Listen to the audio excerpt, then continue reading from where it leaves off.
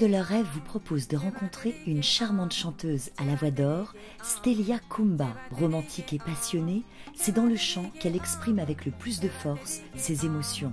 Elle nous raconte en toute simplicité son parcours et ses collaborations prestigieuses.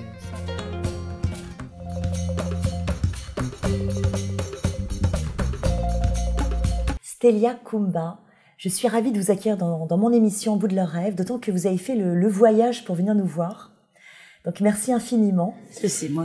Alors vous êtes originaire du Gabon par votre maman et votre papa. Vous êtes arrivé en France à l'âge de 13 ans et vous avez une voix absolument remarquable. Enfant, est-ce que vous rêviez de chanter? J'ai toujours aimé chanter. C'était comme ma deuxième respiration. En fait, mes parents m'expliquaient déjà que dès mes 8 mois, je commençais à mimer les chansons de l'église dans laquelle ils m'emmenaient quand j'étais enfant. Et donc, oui, j'ai rêvé, peut-être pas, mais chanter, oui, c'était essentiel. Vous adoriez d'ailleurs chanter avec votre papa. Ah oui. Du gospel? Ça, c'était du gospel, en français, bien sûr. On était au Gabon, c'est langue nationale, c'est le français, donc je veux pas qu'on fasse d'amalgame. À chaque fois quand on parle de gospel, on imagine Wapidé, alors que là, c'était en français et en duo avec mon père, oui. Et puis enfant, vous rêviez aussi de politique. Vous rêviez de créer des orphelinats, d'apporter beaucoup au pays. Il y a un amour du Gabon. Ça, par contre, mais oui, sinon, mais c'est toujours resté. C'est apporter le peu que moi j'ai pu recevoir quand même, parce que je viens d'une famille aisée au Gabon. Donc, le peu que j'ai pu recevoir, je me dis que je méritais pas mieux qu'une autre. Donc, je veux donner aussi à mon tour. Alors, vous dites que votre père est un vrai modèle pour vous. Pourquoi? Parce c'est un homme sage et d'une grande sagesse. Quand il nous parle, souvent avec mes frères et sœurs, je suis très admirative. Il s'est battu parce que son enfance n'a pas été facile, et il s'est battu jusqu'à devenir l'homme honorable qu'il est aujourd'hui. Donc c'est vraiment un modèle, oui. Votre éducation a été faite avec beaucoup d'émotion, vous dites, parce que vous êtes d'une grande famille, oui, d'une nombreuse famille.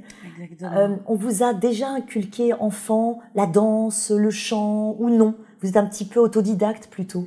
Je suis autodidacte, oui, mais déjà, le musicien de la famille, c'est mon père quand même.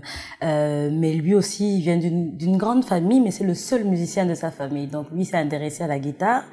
Et mon petit timbre de voix, je pense que ça vient de lui parce qu'il chante aussi. Et donc non, plutôt autodidacte parce que je n'ai pas pris de cours de chant. Alors, premier clip vidéo à 6 ans.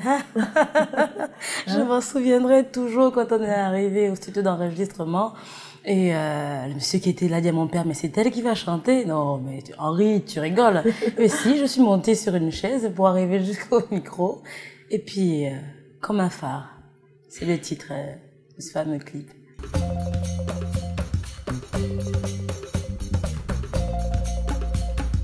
Alors, l'ascension a lieu, Stélia, votre travail paye. Alors, vous restez quand même très prudente parce que vous faites des études. Oui. Des études de quoi? En parallèle. Donc, au moment où je commence à travailler professionnellement parlant dans la chanson, je continue mes études. Donc là, j'étais en licence, en première année de licence administration économique et sociale à la fac d'Agen. Donc, je fais mes 2 années là, puis ma 3e année à Bordeaux parce qu'il n'y avait pas la 3e année sur Agen. Mais le chant va l'emporter. L'amour du chant, puis aussi le destin. Vous dites que ce qui doit arriver arrive. Oui, je crois que c'est le destin parce que j'ai toujours forcé, alors que j'ai eu déjà des occasions qui étaient présentées parce que mon metteur en scène n'est autre que le metteur en scène de Muriel Robin, Lycée Moon. Il y a une rencontre majeure dans votre carrière, c'est Roger Louret. Oui, alors là... Comment vous le rencontrez? Déjà, la rencontre se fait au téléphone. La rencontre, si on peut dire ça comme ça, mais c'était au téléphone. Je rentrais d'un voyage de chorale avec j'étais au collège à cette époque. Non, au lycée. Et puis, je l'ai au téléphone. C'est un ami chanteur qui m'appelle et devine qui j'ai au téléphone? Roger Louret. Bon, je n'avais entendu parler, mais sans plus. Sans plus. Et je l'ai au téléphone et tout ça se passe naturellement. Il y a un lien. On rit au téléphone et puis il me dit, j'ai entendu parler de vous et que vous veniez au concours de chant ou pas, il faudra qu'on se voit. Alors le concours de chant, vous allez le faire, mais pas en 2009. Non. Peut-être vous vous sentez pas prête ou c'est pas le moment? Et en 2009, ne connaissant pas les baladins, je suis allée regarder sur Internet voir quelle était cette troupe musicale. Et j'ai vu que c'était la troupe musicale dans laquelle on commençait Elie Semoun, Muriel Robin, et tant bien d'autres. Et puis je me suis dit non, ça me fait arrêter les études, je ne veux pas, c'est pas le moment. Et en 2010, là où je me décide, c'est parce que j'avais une... Ah, vous avez eu une petite rupture sentimentale? C'est ça, voilà.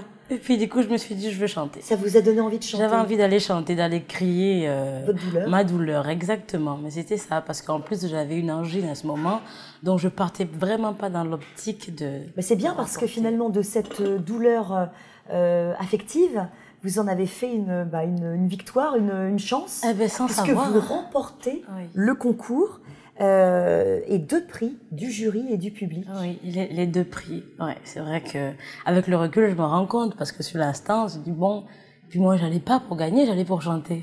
Et puis quelques mois plus tard, eh bien vous êtes remplaçante sur le spectacle Les Années Tubes. Exactement, au théâtre Longjumeau en 2011. Et là, c'est là que j'interprète particulièrement la chanson de Whitney Houston, I Will Always Love You.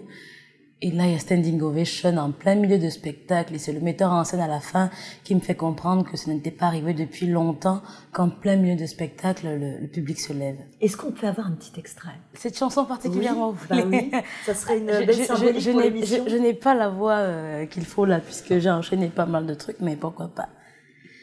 If I should stay, I would only be your way,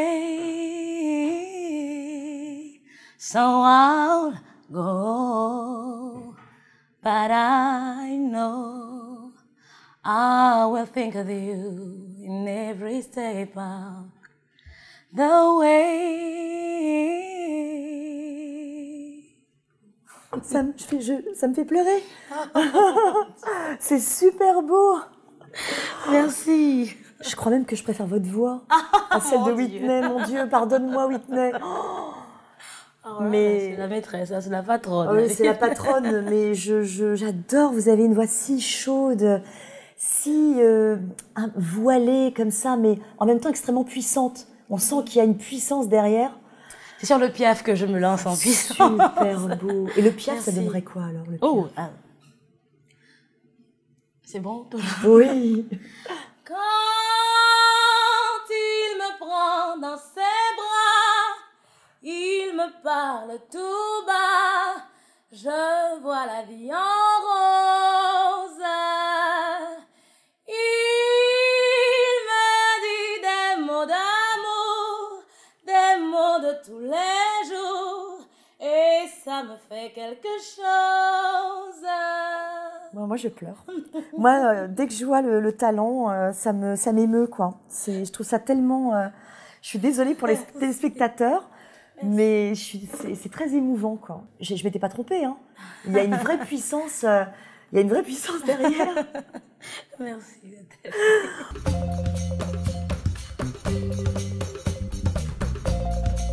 Alors, un rêve qui se réalise, il y en a plusieurs, je trouve incroyable. Donc, vous nous avez raconté votre rencontre avec Roger Louret, qui écrit pour vous le spectacle de Stélia Kumba chante Piaf. Oui. C'est la concrétisation d'un rêve. Incroyable, parce que quand il me propose ça en plus, il me demande combien de chansons de Piaf tu connais. Mais bien sûr, toute fière, je lui réponds 5. En me disant 5, c'est bien. Il me dit, écoute, il n'en reste plus que 65 à apprendre. Donc dans le spectacle, on se retrouve avec 56 chansons de Piaf. C'est le spécialiste des medleys, hein, Roger Louret. Donc il y a des medleys, mais des chansons entières aussi. Là aussi, ce spectacle, on le crée dans ma douleur aussi. Parce que une fois de plus, je me séparais. Je sais pas si je dois raconter ça à la télé, mais en tout cas, ça vous porte en tout cas. Ben, Ces chagrins d'amour vous portent. Ça m'a porté, oui. Ça vous porte. Ça m'a porté. Et puis il y a les Chevaliers du Fiel. Oui. Vous travaillez avec eux. Oui, là, ils ont commandé un spectacle donc à Monsieur Roger Louret sur les années 70-80. Donc ce spectacle s'appelle Les Années Stars Et donc, voilà, Roger m'embarque encore dans cette nouvelle aventure. C'est une vraie rencontre. Et puis Francis Cabrel aussi, qui est important pour vous. Oui, donc on a fait son dernier album qui est sorti, In Extremis. J'ai chanté deux chansons, Dur comme fer et Parti pour rester. Et là aussi, lui, c'est particulier. C'est un homme assez particulier que j'apprécie beaucoup. Et donc oui, ça n'arrête pas. Et comme puis ça. la télé, Et le la cinéma télé. s'empare de vous. Oui. Vous venez de tourner dans Camping, on a fait appel à votre voix. Oui. Une belle expérience. Très très belle expérience. Vraiment très émouvante parce qu'il y a 3 gros jours de tournage et encore on n'a rien fait par rapport à tous les comédiens qui seront là-bas parce que eux c'est des semaines et des semaines de tournage. On arrive, on a fait 3 jours là, mais déjà là c'était extraordinaire la rencontre. Franck Dubosc, Monsieur Brasseur et là on a impressionné. Mais je dis impressionné, mais en même temps, c'est pas ma culture. Moi, je les connaissais pas avant. Alors, Franck Dubosc, maintenant que je suis en France depuis un petit moment, je connais. Mais tout comme Piaf, il y a plein d'acteurs là que je connaissais pas et je découvre. Et, ben, chapeau.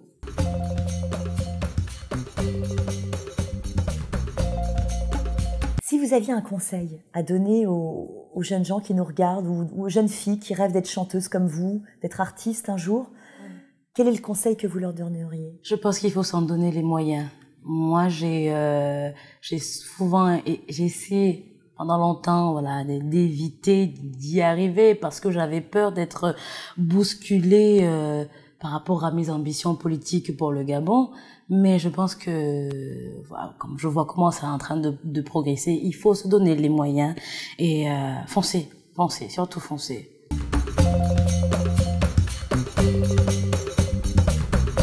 Votre prochain rêve? Mon prochain rêve. Ça, c'est une grande question. Rentrer au Gabon et faire de très belles choses. Voilà. Pour le pays, je pense qu'il y a beaucoup à faire pour le Gabon. Donc, ce serait mon prochain rêve, mais je sais que c'est... On embrasse les Gabonais? On embrasse très très fort les Gabonais et toute l'Afrique. Oui, et toute l'Afrique, qui nous regarde beaucoup. Ouais. On leur remercie vraiment. Merci à vous, Stélia. C'était formidable de vous recevoir. Merci pour ces beaux cadeaux a cappella. Merci à vous pour l'invitation. À très bientôt, j'espère.